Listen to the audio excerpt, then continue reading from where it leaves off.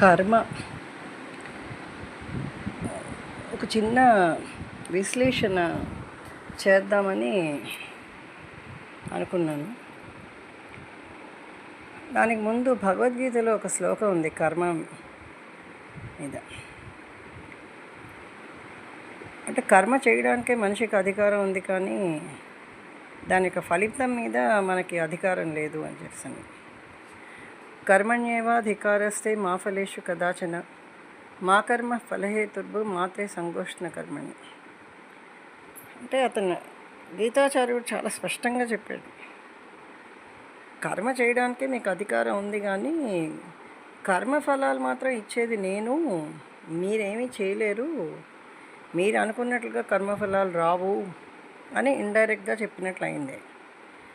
మరి అతను అసలు ఎందుకు అలా చెప్పాడు అంటే మామూలుగా మన లెక్క ప్రకారం ఏంటంటే, మనం వండుకుంటే మనం తినాలి, మనం కలుపుకుంటే మనం తాగాలి, మనం కొనుక్కుంటే మనం అనుభవించాలి అని చెప్పేసి మనం అనుకుంటూ ఉంటాం. అందుకని అదేలాగా మనం కొనుక్కున్నది అంటే మనం చేసే పనికి దానికి అనుభవం కూడా మనకే కదా ఉండాలి, ఫలితం కూడాను. నేను కొనుక్కొని ఇంకోళ్ళకి ఇస్తే నాకు ఉపయోగం లేదు కదా అని చెప్పాను. కానీ ఇక్కడ ఏంటంటే కర్మకి రెండు అర్థాలు మనం తీసుకోవచ్చు.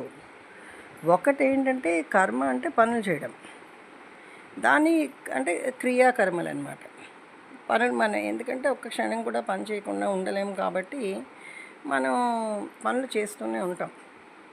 వాటిని కర్మలనే అంటారు. అంటే చేసే కర్మని బట్టి అని చెప్పి అంటారు కదా, అలాగనమాట. ఇంకో కర్మ ఏంటంటే బ్రహ్మరాత. అంటే బ్రహ్మ ఒక జీవి పుట్టినప్పుడే తన నుదుటను రాస్తాడు, లేదా చేతి గీతలు అవనివ్వండి, తలరాతలు అవనివ్వండి అని. చేతి గీతల్లో తలరాతలు ఉంటాయి, ఆ తలరాత రాసేది పరబ్రహ్మ పుట్టించినప్పుడే. అందుకని ఆ తలరాత రాసేటప్పుడు తను ఎలా రాస్తాడో దాన్ని బట్టే మనకి జీవితం అంటే జీవితం రావడం అలాగే వస్తుంది, జీవన సాఫల్యం అలాగే జరుగుతుంది, జీవిత గమ్యాలు మనకు అలాగే తెలుస్తూ ఉంటాయి. అది అయితే కర్మలను దైనందిన జీవితంలో మనం చేస్తాం కాబట్టి మనకి దీని మీద అవగాహన అన్నది అనిపించదు. అంటే మనం అదేంటి, మనం పని చేసినప్పుడు మనం వండుకున్నాం మనమే కదా తినాలి అంటే, వండుకోవడం కర్మ అయితే తినడం దాని ఫలితం అనమాట. మామిడి పళ్ళు మనం మార్కెట్లో కొనుక్కొని వస్తే ఆ మామిడి పళ్ళు కొనుక్కోవడం కర్మ అయితే అవి తినడం ఫలితం. అదే. కానీ ఇక్కడ జరిగేది ఇంకొక విషయం ఉంది. అదేంటది? అసలు మనిషి పుట్టక ముందు అంటే భూమి మీద రాకముందు ప్రతి మనిషికి గత జన్మ స్మృతులు ఉంటాయి అని చెప్పేసి చెప్తారు, శాస్త్రాల్లో చెప్తారు. అయితే మరి ఆ గత జన్మ స్మృతులు పుట్టిన తర్వాత ఎందుకు ఉండవు అని చెప్పేసానంటే, ఇది మాయా ప్రపంచము. మాయా ప్రపంచంలోకి మనం వస్తాం కాబట్టి మాయ మనని కమ్మిస్తుంది. మనం బయటకి వచ్చిన తల్లి గర్భం నుండి బయటకు వచ్చిన మరుక్షణం మాయ మనని కమ్మిస్తుంది. అందుకే ఆ మాయలో భాగం మొట్టమొదటి గత జన్మ స్మృతులు మర్చిపోవడం అదన్నమాట. అందుకని ఆ మర్చిపోవడంలో మనకి కింద జన్మలో ఏం చేసామో, ఎలాగా జీవించామో, ఎవరిని ఏ విధంగా అయినా హింసించామా, బాధించామా, లేకపోతే సంతోషపెట్టామా, ఎవరికైనా ఏదైనా అంటే మనం ఇచ్చామా, దాతృత్వం చేసామా, ఇలాంటివన్నీ మనకి తెలియవు. ఇప్పుడు ప్రస్తుతం ఉన్న జీవితం మాత్రమే మంది. కానీ ఇక్కడ విచిత్రం ఏంటంటే, జీవితం మందే, కానీ జీవి ప్రపంచంలోకి వచ్చినప్పుడు తనతో పాటు కొన్ని తెచ్చుకుంటాడు. అదేంటంటే తల్లిదండ్రులు ఒక జీన్స్ అన్నది ఒకటి ఎలాగైనాను తను వచ్చినప్పుడు వస్తాయి. అతి ముఖ్యమైనది ఏంటంటే తనతో పాటు సంచిత కర్మలు తెచ్చుకుంటాడు. అంటే సంచిత కర్మల యొక్క ఫలితాలు. సంచి అంటేనే మనకు అర్థమవుతుంది, ఒక బ్యాగ్ అని చెప్పని. అంటే తను పుట్టినప్పుడు తనకి తెలీదు, కానీ మాయ కమ్మేసి తనకి పూర్వజన్మ స్మృతులు ఉండవు, కానీ తను చేసినటువంటి కర్మ తాలూకు ఫలాలు అనుభవించకుండా తను కానీ ఆ జన్మ అక్కడికి అయిపోతే మరి దాని తాలూకుది తర్వాతైనా అనుభవించాలి కదా. ఎవరు అనుభవిస్తారు? పుట్టించిన వాడు ఏమో అనుభవించాడు కదా, అందుకని తనే అనుభవించాలి. సో మళ్ళీ పుట్టినప్పుడు గతం గుర్తుండదు, కానీ ఈ సంచితో తీసుకొచ్చినటువంటి కర్మలు మాత్రం వచ్చేస్తాయి. అందుకని మనకి ఇప్పుడు ఎన్ని ఉన్నాయి? 3 రకాల కర్మలు ఎదురుగుండా కనబడతాయి. సంచిత కర్మలు అంటే కర్మంతాలు ఫలితాలు మనం అనుభవించాలి, అది మనకు తెలియదు. ప్రత్యక్ష కర్మలు అంటే మన నిత్యం చేస్తున్నప్పుడు మనకి ఎదురుగుండానే ఎవరైనా తిట్టినా లేదా కొట్టినా లేదా దెబ్బలాడినా హింసించినా అవన్నీ ప్రత్యక్ష కర్మలు. సో ఆ ప్రత్యక్ష కర్మల యొక్క ఫలితాలు మనం అనుభవించాలి. పరోక్ష కర్మలు మూడోది ఉంది. పరోక్ష కర్మలు అంటే ఒక వ్యక్తి మన ఎదురుగుండా లేడు, కానీ ఆ వ్యక్తిని మనం దూషించాం, ఆ వ్యక్తిని మనం నిందించాం, ఆ వ్యక్తిని మనం అంటే చాలా ఇదిగా మనం మాట్లాడాము. ఎందుకంటే నరం లేని నాలుక ఏదైనా మాట్లాడుతుంది కాబట్టి ఒక వ్యక్తి మీద మనకి ద్వేషం కానీ కోపం కానీ ఏదైనా ఉన్నప్పుడు ఆ వ్యక్తి మీద మనం ఎలాగైనా మాట్లాడతాం. కానీ ఆ వ్యక్తి ఎదురుగుండా ఉన్నప్పుడు మరి అవి ఎవరు వింటారు? ఎదురుగుండా ఆ వ్యక్తిని కానీ మనం అన్నట్లయితే తిరిగి వాడు మనం అనడమో లేదా 2 మాటలు వాళ్ళు వీళ్ళు విసురుకోవడమో అక్కడితో అది చెల్లు అయిపోతుంది. కానీ ఇది అలా జరగనప్పుడు మనలో ఉన్న దేవుడే వింటున్నాడు. అది మనం మర్చిపోతాం. మన మనసులో అనుకుంటాము వాళ్ళని తిడుతున్నాము, వాళ్ళు ఏం వినలేదు, వాళ్ళు వెళ్ళిపోయిన తర్వాత మనం తిడుతున్నాము అని చెప్పేసి. కానీ వాళ్ళకి తెలియకపోవచ్చు. మరి సర్వాంతర్యామి కదా, వాళ్ళలో ఉన్న దేవుడే మనలో ఉన్నాడు, వాళ్ళలో ఉన్న ఆత్మే మనలో ఉంది, వాళ్ళలో ఉన్న పరమాత్మే మనలో కూడా ఉంది చైతన్యం. మరి అందుకని వాళ్ళు వినకపోయినా ఈ పరమాత్మ వింటున్నాడు కదా. మరి విన్నప్పుడు తను ఊరుకుంటాడా? దాని ఫలితాలు ఇవ్వాలి. సో ఇది పరోక్ష కర్మల ఒక ఫలితాలు. సో ఇప్పుడు మనకి ప్రత్యక్ష కర్మలు, పరోక్ష కర్మలు, ఆగామి కర్మలు. ఆగామి కర్మలు అంటే మనకి తెలీదు ఏ వస్తాయను, అది సంచితతో తెచ్చుకుని వస్తాం కదా, దాని తాలూకు మనం అనుభవించిన మనకు తెలియదు కాబట్టి మనం ఏంటంటే వాటిని మనం అనుభవించాలి. అవన్నీ వస్తూ ఉంటాయన్నమాట, మనకు తెలియకుండానే ఆ కర్మలు అప్పుడు చేసినటువంటి కర్మల తాలూకు ఫలితాలు మనం ఇప్పుడు అనుభవించాలి. అది శాస్త్ర లెక్క. ఇది ఇలా పక్కన పెడితే కర్మలు అని మనం ఎప్పుడైతే అంటామో మనకి తెలియకుండా కొన్ని చేస్తుంటాం. అంటే నడుస్తూ ఉంటాము, కళ్ళు నెత్తి మీద పెట్టుకుని నడవం కదా, అలా నేల మీదే పెట్టుకుని నడవలేము. తెలియకుండా ఒక చీమను లేకపోతే తెలిసి ఒక దోమను ఏవో చంపిస్తూ ఉంటాము. సో అదృష్టవశాత్తు మనకు తెలిసి మనం చంపినప్పుడు దాన్ని అంటే ఇలా చంపగానే కృష్ణ అనేసామనుకోండి, అప్పుడు మనకి ఏ పాపం అంటదు, ఎందుకంటే దానికి మోక్షం వస్తుంది. ఒక దోమని మనం చంపగానే కృష్ణ అనేస్తే దానికి మోక్షం వచ్చేస్తుంది, మనకి ఆ పాపం చుట్టుకోదు. కానీ మనకు తెలియదు కదా, కాళ్ళ కింద ఏమైనా చనిపోతే ఆ టైంకి ఆ మాట గుర్తుకు రాదు కృష్ణ అని చెప్పేసి. అందుకని ఒక మనిషి మరణించినప్పుడు కూడా కృష్ణ కృష్ణ అనమంటారు. ఒక కాప్స్ని శవాన్ని తీసుకెళ్తూ ఉంటే అది మనం చూసినప్పుడు కృష్ణ కృష్ణ అని అంటారు. అంటే కృష్ణ అంటే అదేంటంటే ఈ కృష్ణ అంటే ఎల్లప్పుడూ ఆనందంతో ఉండమని చెప్పేసాను కదా, దాని అర్థం. అంటే అతనికి ఉన్నటువంటి చేసిన పాపం అన్నది ఆ కర్మను పోయి అతను ఒక ఆనందమైనటువంటి దీనికి లోనవుతాడు. అంటే అది అతనికి ఇచ్చేటటువంటి ఫలితం కృష్ణుడు ఇచ్చేది. సో ఇప్పుడు మనకి ఈ కర్మల గురించి తెలియదు కాబట్టి మనం ఎలా అనుకుంటున్నారే, నేను ఎవరికి ఏమీ చేయలేదు, నేను ఎవరికి ద్రోహం చేయలేదు, నేను ఎవరి గురించి తప్పుగా మాట్లాడలేదు, నేను అందరికీ సహాయమే చేశాను, నాకెందుకు ఇలా జరగాలి, నాకే ఎందుకు ఇలా జరగాలి, ఇలా అనుకుంటూ ఉంటాం. నాకే ఎందుకు ఇలా జరగాలి లేదా నాకెందుకు ఇలా జరగాలి అని అనుకునే కన్నా అప్పుడు మనం తర్కించుకుంటే మనలో మనం కానీ చూసుకుంటే ఏమో ఎప్పుడూ తెలియక చేసిన పాపం అంటే మనకి ఎందుకంటే తెలిసి తడిసినా తెలియక తడిసినా నీరు మన తడపక మాందు. తెలిసి నిప్పు ముట్టుకున్నా తెలియక ముట్టుకున్నా నిప్పు కాల్చక మాందు. సో ఈ కర్మలు కూడా అంతే. తెలిసి మనం తప్పు చేసినా తెలియక చేసినా, తెలిసి మనం హింసించినా తెలియక హింసించినా దాని తాలూకువి మనం అనుభవించాలి. కాబట్టి అప్పుడు మనం కానీ ఒకవేళ ఏమైనా గుర్తు తెచ్చుకుందుకు మనం ప్రయత్నం చేసామనుకోండి, అప్పుడు మనకి తెలుస్తుంది. అంటే ఈ జన్మలో చేసేది మనకు తెలుస్తుంది, గత జన్మ మనకు తెలీదు. గత జన్మవి లేదా జన్మాంతరం నుండి వస్తున్నా మనకు తెలీదు. కానీ ఈ జన్మలో చేసిన అట్లీస్ట్ మనం గుర్తు తెచ్చుకోగలిగితే ఏమో అప్పుడు నేను వాళ్ళని ఇలా అన్నాను, అందుకని నాకు ఇప్పుడు ఇలాగా భగవంతుడు శిక్షించడము. సో ఇక్కడ చెల్లైపోతుంది.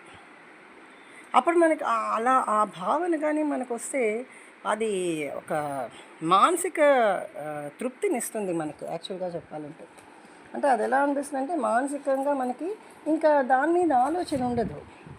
ఓకే, మనం ఏదో తప్పు చేసాము లేదా పాపం చేసాము లేదా ఎవరినో హింసించాము లేదా మరి ఒకళ్ళని హింసించిన వాళ్ళకి బాధ కలిగినప్పుడు ఆ హింస మనం కూడా పడాలి కదా.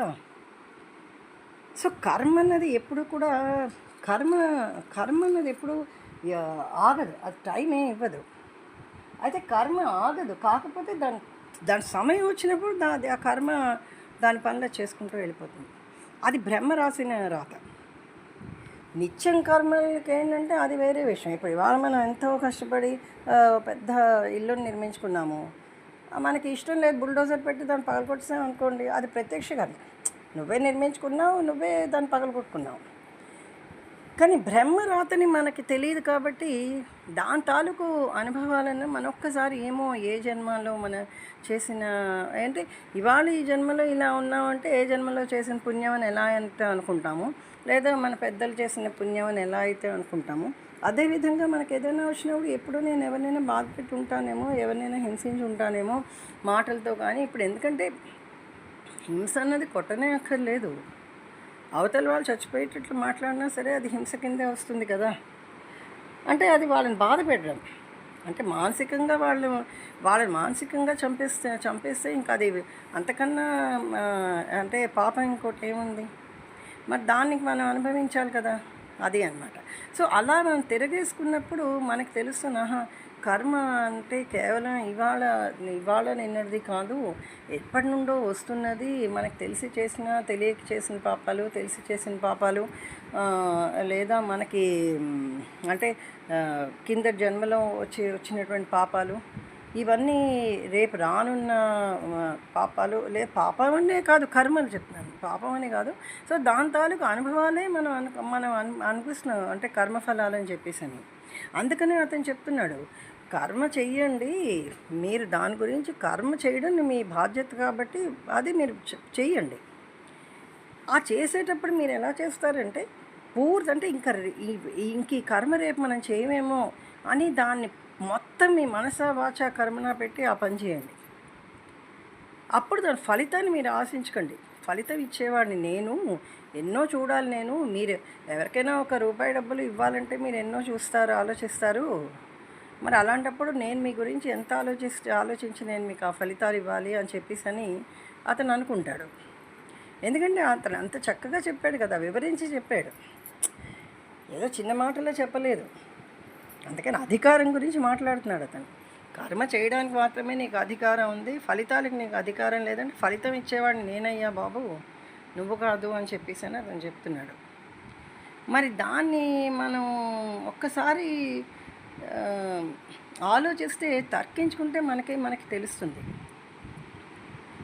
అప్పుడు అందుకని ఏమన్నారు, పూర్వం నుండి వచ్చిన ఒక పెద్దవాళ్ళు ఏమనేవారంటే, ప్రతిరోజు కూడా నువ్వు భగవంతుణ్ణి తలుచుకో. రాత్రి పడుకునే ముందర డైరీ రాసేవారు పూర్వం. డైరీ రాసినప్పుడు మంచి చెడు అందులో అన్నీ రాసేవారు, కేవలం మంచే కాదు. ఒక డైరీ రాసారంటే డైరీలో వాళ్ళు పొద్దున్నుండి చేసినటువంటి అంటే పనుల దగ్గర నుండి ఏం మాట్లాడారో, ఎలాంటి మాటలు మాట్లాడారో ఇవన్నీ కూడా రాసేవారు.